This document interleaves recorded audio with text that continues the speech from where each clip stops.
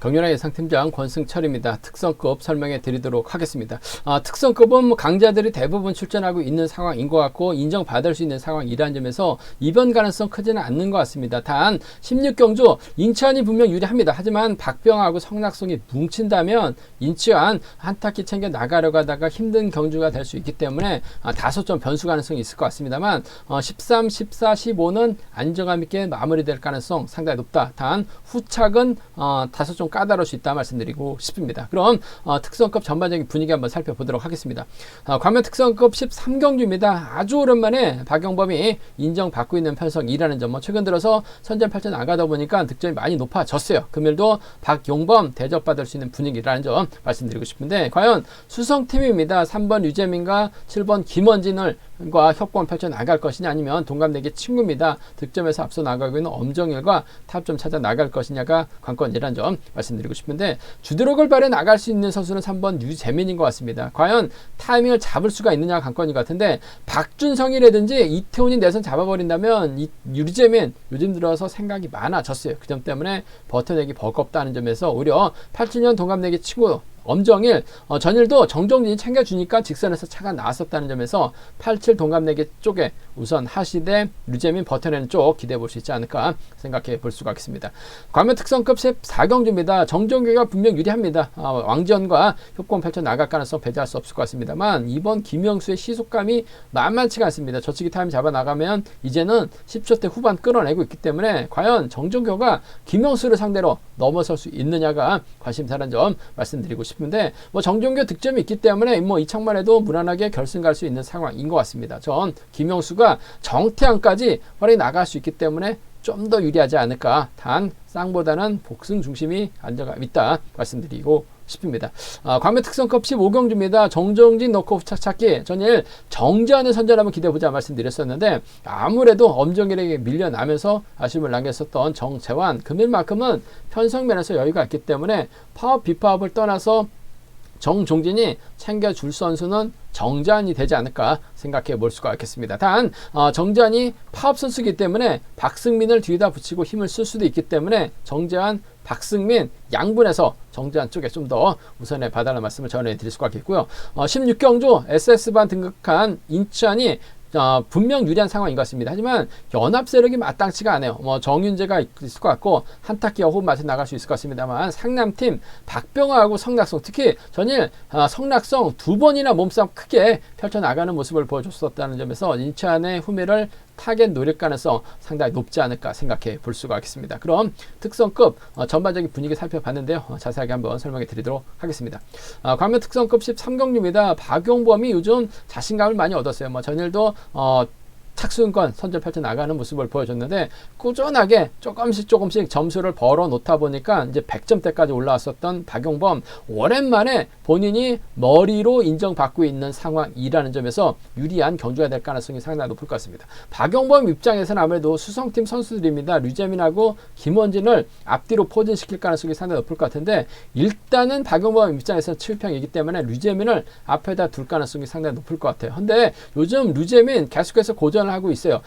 초창기 코로나 이후 처음 경주에서는 류재민이 마음을 비웠습니다. 생각을 비웠어요. 과감하게 힘을 썼습니다. 그러다 보니까 성적도 상당히 많이 높아졌었는데, 어느 순간부터 생각이 많아졌습니다. 선행 나설 귀에서도 머뭇거리면서 강자 뒤 마크 전환을 하다 보니까 계속해서 마크 안 되니까 죽으면서 고전하는 모습을 보여주고 있어요. 일단 내선 잡는다면 유리한 상황이란 점에서 박용범이 류재민을 활용해 나가는 작전 펼쳐 나갈 수 있을 것 같습니다. 문제는 박준성이 타이밍 빼앗을 수 있을 것 같고, 이태훈도 올라오긴 했습니다만 자력 승부가 가능한 선수라는 점에서 유재민이 머뭇거릴 가능성도 상당히 높아요. 그렇게 된다면 박용범의 뒷자리는 김원진이나 엄정일이 막혀 나갈 가능성이 상당히 높을 것 같은데, 아무래도 득점에서는 엄정일이 월등하게 앞서 나가고 있는 것 같습니다. 87년 동갑내기 친구라는 점에서 6번하고 2번의 전략적인 연합 쪽에 6번하고 2번 전략적인 연합 쪽에 이번 편성 우선에 봐달라는 말씀 전해드릴 수가 있겠습니다. 요즘 엄정일도 몸 상태나 컨디션 상태가 상당히 좋아요. 끌어내서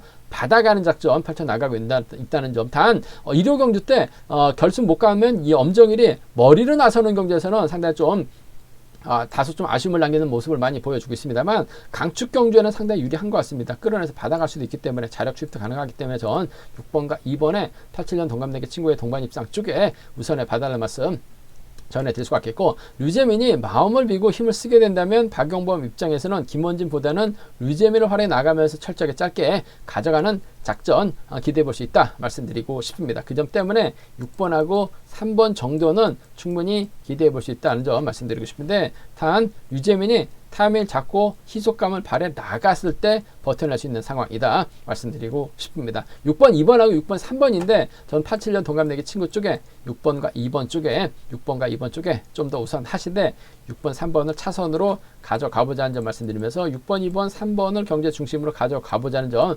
버텨내지 못한다면 7번이 쫓아갈 가능성, 6번, 2번, 7번까지는 함께 공략해 보자는 점 말씀드리고 싶습니다. 광명 특성급 14경주입니다. 이번 편성 정종교가 득점에서 월등하게 앞서 나가고 있습니다. 과연 시속감 좋은 김영수를 상대로 직선 추입이 나올 수 있느냐가 관건이라는 점 말씀드리고 싶은데, 여기에 김영수가 단독 선행이라고 한다면 힘든 경주가 될 수는 있어요. 하지만 정태양이라는 선수가 있어요. 힘을 써줄 선수가 있기 때문에 전경호도 있다는 점에서 이번 편성 이들만 활용해 나가면서 김영수가 반바퀴 젖히면 시속 자체가 10초대 200시속이 10초대 후반이 나옵니다.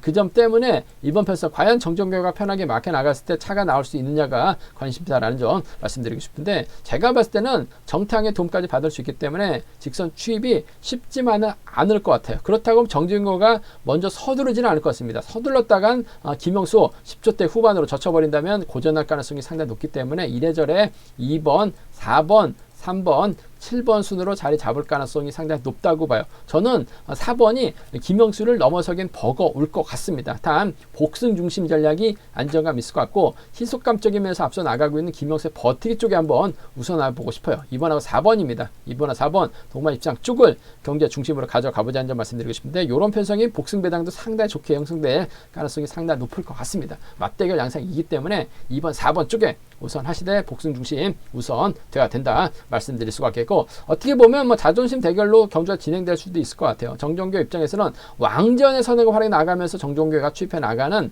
4번하고 3번입니다. 김포팀 완승 충분히 가능한 상황이다 말씀드릴 수가 있겠습니다. 7번하고 3번 동반 입장 가능할 것 같고, 2번 입장에서는 굳이 김포팀하고 협공을 펼쳐 나가기보다는 정태양과 호흡을 맞춰 나갈 가능성도 배제할 수 없을 것 같아요. 전일 정태양의 김원진을 차선으로 한번 공략해 보자 말씀드렸었는데, 간발의 차이로 정태양이 추입 나서지 못했습니다만 컨디션이나 몸 상태는 괜찮은 것 같아요. 그 점 때문에 2번하고 7번 정도는 양분해서 노려보고 싶다 말씀드리고 싶습니다. 일단 기본적인 전략은 2번하고 4번인데 아무래도 복승 중심으로 하는 전략 안정감 있다는 점에서 있다는 점이고, 김영수의 선정 가능성 쪽에 2사경주권을 주력으로 가져가보자는 점 말씀드릴 수가 있겠고, 김포팀이에요. 4번과 3번은 큰 배당이 아닙니다. 하지만 2번하고 7번 세종 완승으로 마무리가 됐을 때는 배당이 괜찮다는 점에서 함께 양분을 했을 때는 노려보시는 차권이다 말씀드리고 싶은데, 아무래도 경제 중심은 2번, 4번 쌍복을 경제 중심을 한번 가져가보자는 점 말씀드리고 싶습니다. 관매 특성급 15경주입니다. 정종진이 강축입니다. 정종진을 넣고 후착 찾아야 되는 편성이다 말씀드릴 수가 있겠는데요. 아무래도 서울체가 선배입니다. 4번 정재환이 유리한 입장에서 견제 펼쳐 나갈 가능성이 상당히 높을 것 같아요. 저는 정재환의 선정 기대해보자 말씀드렸었는데, 정종진이 아무래도 동갑내기 친구가 있었어요. 그 점 때문에 엄정희를 더 챙겨 나가는 모습을 보여줬습니다. 정재환도 엄정희를 챙겨 나가려고 할 것 같으니까 다소 딴지 걸지는 않았습니다. 하지만 금일만큼은 편성 자체가 정재환 정종진 다음으로 득점 높은 선수인데 몸싸움 충분히 가능합니다. 박승민 털어버릴 가능성 상당히 높아요. 더군다나 정종진이 박승민을 노골적으로 챙겨 나간다는 보장은 없을 것 같습니다. 같은 팀이 아니라는 점에서 이번 편성 정재환과의 협공 가능성이 아무래도 기대가 된다 말씀드리고 싶습니다. 6번하고 4번입니다. 서울체고 선후배 협공 가능성. 박승민 마크한다 하더라도 금일만큼 정재환이 욕심내죠. 이착하면 결승 갈 수 있기 때문에 승부욕발에 나간다면 6번, 4번 동반 입상 깔끔한 마무리 기대해 볼 수 있지 않을까 생각해 볼 수가 있겠습니다. 6번하고 4번 동반 입장 쪽에 우선 하시되, 정종진이 이런 편성에서 힘을 쓰게 된다면 아무래도 박승민이 마크에 나갈 때는 쫓아갈 가능성 상당히 높을 것 같아요.